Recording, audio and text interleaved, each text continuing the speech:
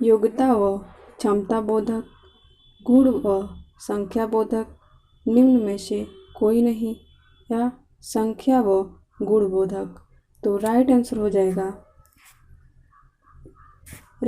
हो जाएगा गुण व संख्या बोधक।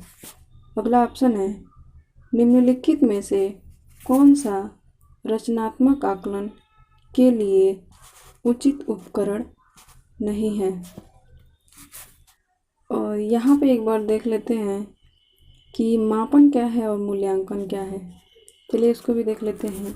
जो मापन होता है वह जिस प्रकार से हम किसी एक वस्तु का हम लोग जैसे मापते हैं, अंकन करते हैं, तो यह एक मात्र अंक होता है।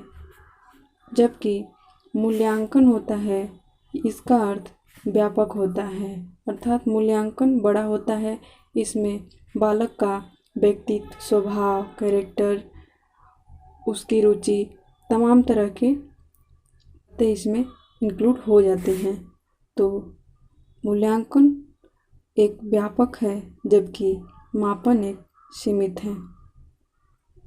या ये भी कह सकते हैं कि मूल्यांकन का एक अंग मात्र है मापन। अगला क्वेश्चन है, इसीलिए यहाँ तो राइट आंसर हो जाएगा स। अगला क्वेश्चन देखते हैं कि एक क्वेश्चन है 5 नंबर का। तो किसी को हमने उसी क्वेश्चन पे 3 नंबर दिया, किसी को 2 नंबर दिया। वहाँ एग्जैक्ट नंबर होता है जो कि उतना ही दिया जाना, यदि गलत है तो फिर वह गलत ही होता है। तो इस प्रकार कभी कभी विश्वसनीयता उसमें नहीं बन पाती है। तो ये भी ध्यान रखना पड़ता है कि जो लॉन्ग आंसर होते हैं उसमें सभी बच्चे को जब आपके सामने आएगा ऐसी स्थिति कि आपको आंसर देना हो, आंसर के बारे में बताएं कि सभी बच्चे को इस तरीके से नंबर दिया जाना चाहिए कि जिसमें विश्वसनीयता बना रहे का ध्यान केंद्रित करने में। तो दैनिक मूल्यांकन लाभदायक है जब बात दैनिक की कर रहा है, न कि वार्षिक, छमाही, तिमाही, वीकली। जब बात डेली की हो, डेली मूल्यांकन का, तो बालक को तत्कालिक शैक्षिक स्थिति का पता लगाना ही राइट आंसर हो जाएगा। अगला क्वेश्चन है, शिक्षक के मूल्यांकन चरण का ध्येय अर्थात उद्देश्य है क्या है। क्यों मूल्यांकन करता है टीचर। शिक्षक के जो टीचिंग होता है का मूल्यांकन का उद्देश्य क्या है।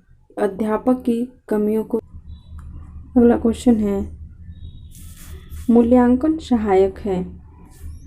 क्यों सहायक है। संचायी अभिलेख तैयार करने में अध्ययन उद्देश्यों की। अगला क्वेश्चन है, मूल्यांकन को व्यापक तभी माना जा सकता है जब संपूर्ण विषय वस्तु का मूल्यांकन हो, सभी उद्देश्य मूल्यांकित किए जाएं, सभी अध्यापक मूल्यांकन करें, बच्चे के व्यक्ति में सतत एवं व्यापक प्रक्रिया से, वार्षिक प्रक्रिया से, प्रत्येक 8 के अंत में। तो राइट आंसर हो जाएगा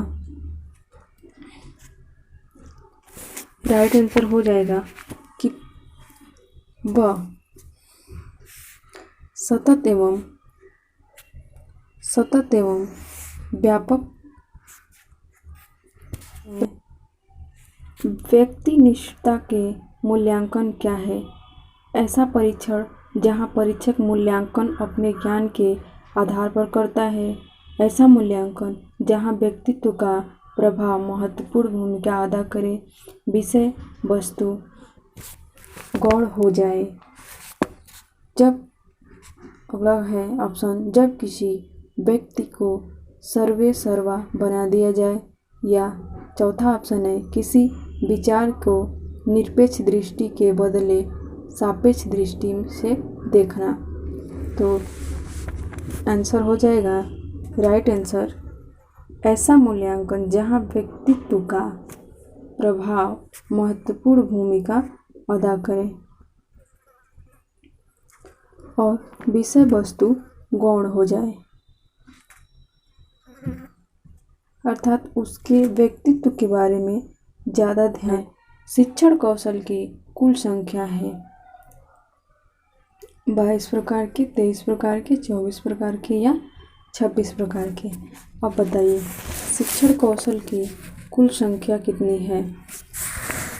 राइट आंसर हो जाएगा मल्होत्रा समिति द्वारा छात्रों द्वारा शिक्षकों के मूल्यांकन की सिफारिश की गई है, अर्थात छात्र भी यह पता कर सकते हैं कि सामने वाला टीचर उन्हें कैसा पढ़ाता है, किस तरीके, सभी मूल्यांकन बच्चे कर सकते हैं टीचर के बारे में।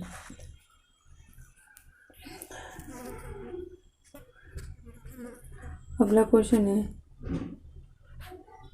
1920 सन से करना स्टार्ट हुआ था। मूल्यांकन का क्षेत्र होता है, अभी हमने बताया था ना, मूल्यांकन का क्षेत्र होता है सीमित, संकुचित जाएगा कि मूल्यांकन होता है वह मूल्यांकन एक व्यापक रूप होता है और मापन जो होता है वह उसका अंग मात्र होता है, और यह है तो मूल्यांकन हो जाएगा।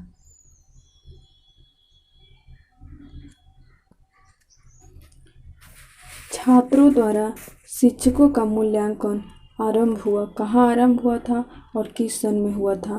तो अभी आप लोगों को हमने बताया कि छात्रों द्वारा शिक्षकों का मूल्यांकन 1920 में हुआ था, लेकिन कहाँ पे हुआ था इसे हम लोग देख लेते हैं। यह संयुक्त राज्य अमेरिका में हुआ था सबसे पहले।